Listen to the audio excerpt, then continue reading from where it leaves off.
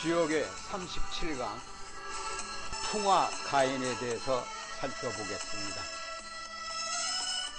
가인은 일가의 사람들이라는 뜻이며 가족을 의미합니다.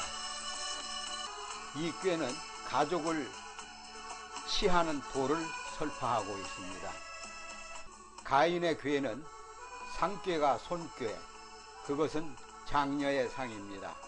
하꾀는 리, 중녀의 상입니다. 장녀가 위에 있고 중녀가 아래 낮은 위에 있습니다. 중녀는 순종하며 장녀를 따릅니다. 즉 여자아이들이 큰언니를 잘 따르는 집은 화목한 집안입니다. 아래꾀 중녀인 리꾀의 이는 음이면서 중을 얻고 있으니 위가 바릅니다. 유순중종의 이상적인 여자로서 윗꾀 장녀인 손꾀의 육사도 음이면서 위가 반듯합니다. 이와 같이 장녀와 중녀가 함께 유순하고 정의로운 덕성을 구비하고 있습니다. 중녀는 장녀의 덕을 따르며 능멸하는 기세가 없습니다. 일가의 평화를 지키는 도의 책임에는 여성의 역할이 중요하다는 것을 말해주고 있습니다. 가정을 남자 중심의 가부장적으로 보지 않는 참신한 관점이 이 꾀에 배태되어 있습니다. 가부장적인 가정의 평화는 결국 여성에 의하여 유지되는 것입니다. 그 생성의 주체가 여성일 수밖에 없습니다. 풍화 가인의 꾀상은 집가자의 사람인자입니다. 위에는 바람이고 아래는 불인 경우를 말합니다. 가인은 집을 지키는 사람을 뜻합니다. 위는 장녀이고 아래는 중녀입니다.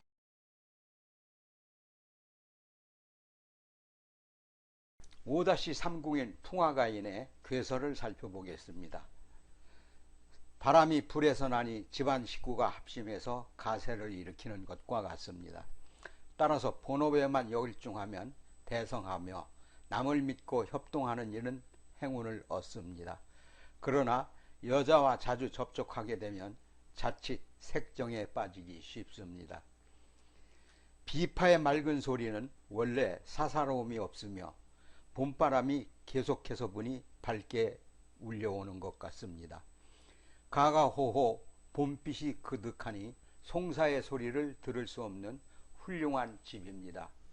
남을 의지해서 입신할 때이기도 하며 부탁을 하려거든 지금이 적기입니다. 초녀는 기운과 흉운이 되풀이되며 중녀는 가업이 번창해서 재산도 모읍니다. 친척의 도움으로 성공을 거두게 되는데 40세에 먼 길을 떠나면 행운을 맞습니다. 본업에 충실하면 대성공을 거두고 집안을 일으킵니다. 그리고 항상 여자를 조심해야 합니다. 화려한 직업에 종사할 수도 있습니다. 신규 사업보다는 기반을 다질 때입니다. 내부의 충실을 기함이 유리합니다. 바람은 계산하는 게 아니라 극복하는 것입니다. 꾀사를 살펴보겠습니다. 가인, 리여, 정. 가정을 구성하는 사람들끼리 지켜야 할 덕성을 말하고 있는 꾀입니다. 이 꾀에서 제일 중요한 것은 부인의 품덕입니다. 여인이 주체적으로 가정을 리드하면서 하느님께 미래를 묻고 난관을 헤쳐나가는데 이로움이 있습니다. 맨 처음 양효를 살펴보겠습니다. 한유가 회망. 여기에서 유라는 것은 의미 없는 접두어입니다. 옛말에 단음절이기 때문에 단음절로 문장을 만들다 보면 이런 허사가 필요하게 됩니다. 주로 나라 이름 앞에 많이 붙였는데요. 초구는 양효이고 양 위에 있으니 강강한 뜻을 지는 군자를 말합니다. 한가할 한자는 문 안에 나무가 있으니 출입을 자유롭게 하지 않고 제약한다는 의미가 있습니다. 한사 존성의 용례가 있듯이 잘못되어 가는 것을 막는다는 의미가 있습니다. 여기 초구의 의미는 가정을 이룬 촉이라는 맥락을 내포하고 있습니다. 그리함으로써 가족의 멤버들이 과실에 빠지지 않도록 한다는 것입니다. 두 번째 음효인데요. 무유수 재중계 정길. 가정의 멤버들이 식사를 제때 할 수 있도록 음식을 만듭니다. 3효를 살펴보겠습니다. 세 번째 양효인데요. 가인, 학학, 화려, 길, 부자, 회회, 종린. 세 번째 양효인데요. 구삼은 과강부중하여 집안을 다스리는데 너무 지독하게 엄률한 룰을 세워 집안 사람들을 다룹니다. 그렇게 융통성이 없는 엄부 밑에서는 집안 사람들이 삼복더위에 숨을 헉헉 내쉬듯이 고통스러워하고 있습니다.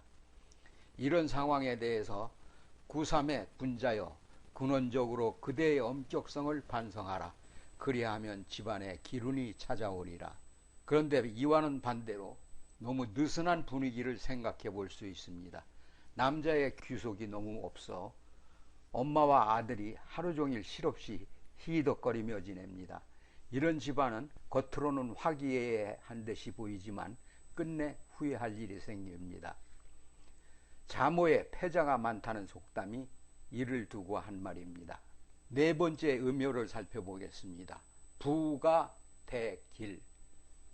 훌륭한 부인은 집안을 잘 이끌다 보면 반드시 그 집안을 부유하게 만듭니다.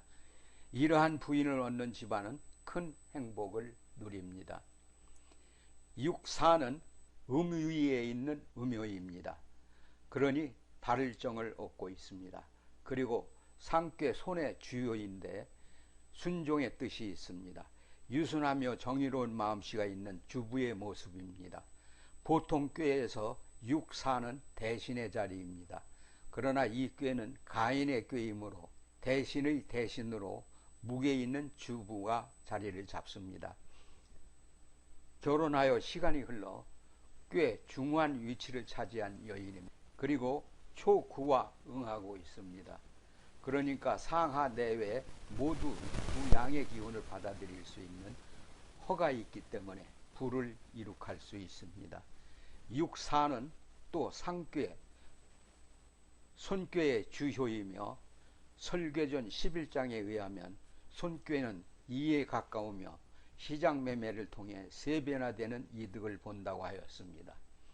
오효를 살펴보겠습니다. 다섯 번째 양효인데요. 왕격, 유가, 물휼, 길. 구호는 천자의 위이며 양효로서 양 위에 있으니 중정의 모든 덕성을 구현한 천자이기도 합니다. 뿐만 아니라 중정의 유기와 응하고 있고 여기에서 가는 격과 같으며 이른다의 의미를 갖고 있습니다. 주인은 격을 집안 사람들이 감격시킨다는 뜻으로 해석했습니다. 하여튼 구오의 왕은 천하뿐만 아니라 집안도 이상적으로 다스리는 군주입니다. 부자, 형제, 부부의 가족이 모두 서로를 아끼고 사랑하게끔 만듭니다. 많은 왕들이 결국 자기 집안 사람들을 다스리지 못해 나라도 제대로 다스릴 수 없게 되고 맙니다. 로마의 황제들도 대강 그런 꼴입니다. 여기에 무휼이란 결국 그러한 걱정을 하지 않아도 된다는 말입니다. 집안 사람들을 잘 다스리는 훌륭한 인품의 왕이기 때문에 천하도 잘 다스릴 수 있다는 것입니다. 별로 걱정할 일이 없습니다. 맨 꼭대기 양효를 살펴보겠습니다. 유부, 위여, 종길. 보통 꾀풀이에서 제6이라는 자리에 위를 따지지만 이 꾀는 가인의 꾀이므로 그런 위가 별 의미가 없습니다. 모두가 가족이기 때문입니다. 따라서 상구는 가인 꾀의 상징적 의미, 가정을 올바르게 만드는 구원한 길을 제시하려고 합니다. 상구는 가인 꾀의 최상위에 있습니다. 가장으로서 권위를 지니고 있습니다.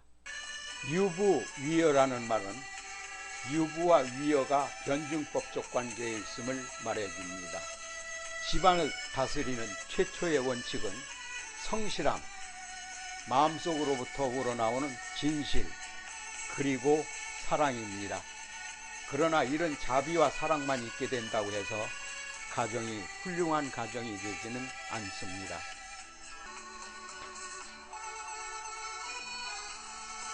지금까지 주역의 37강인 풍화 가인에 대해서 살펴보았습니다.